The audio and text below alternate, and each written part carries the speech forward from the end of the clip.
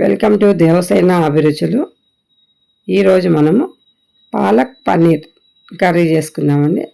ఈ పాలక్ పన్నీర్ కర్రీ చపాతీకి కానీ రోటీకి కానీ దేనికైనా బాగుంటుంది. మంచి ప్రోటీన్ ఉన్న కర్రీ అండి ఇది. పాలక్ మనం ఇట్లా పన్నీర్ వేసి చేసుకుందాం వల్ల చాలా టేస్టీగా ఉంటుంది.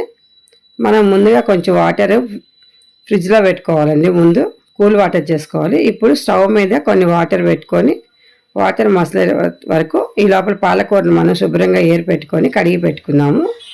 చూడండి, ఇప్పుడు నీళ్ళు మసులుతూ ఉన్నాయి. ఇప్పుడు మనం కొంచెం సాల్ట్ వేసి పాలకూర మొత్తం కూడా హాట్ వాటర్లో వేసేద్దామండి. మన దగ్గర ఉన్న పాలకూర మొత్తం కూడా హాట్ వాటర్లో వేసేస్తే కొంచెం వేడెక్కాలి.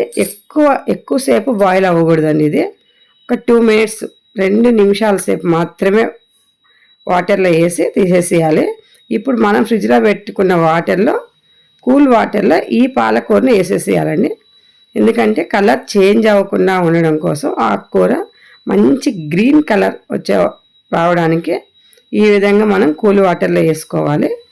కూల్ వాటర్లో ఆకుకూర మొత్తం కూడా చల్లారిపోయిన తర్వాత తీసి మిక్సీలో వేసుకుందామండి. పాలక్ పన్నీర్ చేసుకోవడానికి పాలకూరని మెత్తగా పేస్ట్ పట్టుకోవాలి. ఎంత మెత్తగా వీలైతే అంత మెత్తగా పేస్ట్ పట్టుకోవాలి మనం. దానికోసం మనం చల్ల వాటర్లో నుంచి తీసి మిక్సీలో వేసుకుంటున్నాము. ఈ విధంగా చూడండి, కలర్ చేంజ్ అవ్వలేదు, మంచి గ్రీన్ ఉంది చూడండి. ఇలాగే మంచి గ్రీన్ కలరే ఉండాలి, కలర్ చేంజ్ అవ్వకూడదు ఆకుకూర. అందుకే కూల్ వాటర్లో వేసాం. ఇప్పుడు మనం ఒక 10-12 కాజు జీడిపప్పు ఇది కూడా వేసుకోవాలి టేస్ట్ గురించి. ఇప్పుడు మనం స్టవ్ మీద బాండలు పెట్టేసి పన్నీర్ని ముక్కలుగా కట్ చేసి పెట్టుకోవాలి. మీకు ఇష్టం వచ్చినంత సైజులో మీరు పన్నీర్ ముక్కలు కట్ చేసుకోండి. ఇది కొంచెం కలర్ వచ్చే వరకు వేపుకోవాలండి. ఎక్కువ కలర్ మాత్రం రావద్దు, లైట్గా కలర్ వస్తే సరిపోతుంది. కొంతమంది పచ్చిదే వేసుకుంటారు, కానీ కొంచెం వేపుకుంటే బాగుంటుంది టేస్ట్. నేను అందుకే కొంచెం లైట్గా కలర్ వచ్చే వరకు వేపుతున్నాను. చూడండి, ఈ కలర్ వస్తే సరిపోతుంది. ఇప్పుడు ఒక 3 ఆనియన్స్ తీసుకొని సన్నగా చాప్ చేసి పెట్టుకోవాలి. ఇప్పుడు అదే బాండెట్లో మనం ఈ హోల్ గరం మసాలా వేయాలండి. దాల్చిన చెక్క, లవంగాలు, షాజీరా, ఇలాచి ఇవన్నీ కూడా, బిర్యానీ ఆకు అన్నీ కూడా ఫస్ట్ ముందుగా వేసి మనం కట్ చేసి పెట్టుకున్న ఆనియన్ వేయాలండి. ఈ ఆనియన్ కూడా కొంచెం బాగా వేగాలి, పచ్చి వాసన పోయే వరకు వేపుకోవాలి. కొంచెం ఆనియన్ కొంచెం లైట్ కలర్ వస్తుందండి, ఎక్కువసేపు కలర్ రావాల్సిన అవసరం లేదు. మనం ఫస్ట్ సాల్ట్ వేసేసుకుంటే కొంచెం త్వరగా ఎగుతుంది. సాల్ట్ కూడా తక్కువ వేయాలండి, 1/2 టీ స్పూన్ వేస్తే చాలు. పాలకూరలో ఎక్కువ సాల్ట్ అయితే పట్టదండి. చూడండి, ఇది మిక్సీ పట్టుకున్నాము. ఇప్పుడు కొన్ని పచ్చిమిరపకాయలు కూడా వేసేసి ఇది కూడా మిక్సీ పడదాము. ఆనియన్ వేగింది. కొంచెం చిటికెడు పసుపు కూడా ఎక్కువ వేయొద్దు, పాలకూర కలర్ చేంజ్ అయిపోతుంది. చిటికెడు పసుపు వేసుకుంటే చాలు.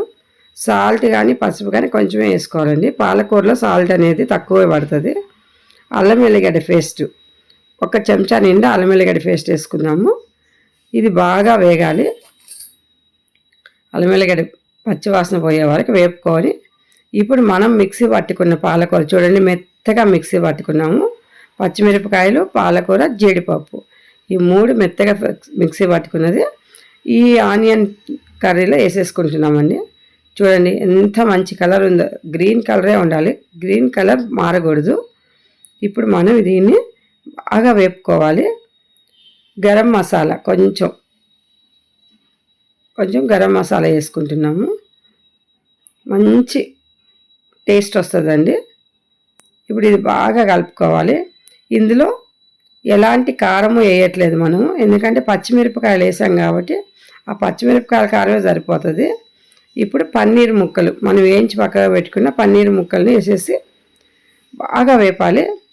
బాగా వేగిన తర్వాత కొంచెం వాటర్ వేసుకోవాలండి, ఎందుకంటే పన్నీర్కి కూడా పాలక్ మొత్తం పట్టాలి కాబట్టి కొంచెం వాటర్ వేసి సన్న మంట మీద చాలాసేపు కనీసం ఒక 10 మినిట్స్ వరకు మనం ఉడికించుకోవాలండి.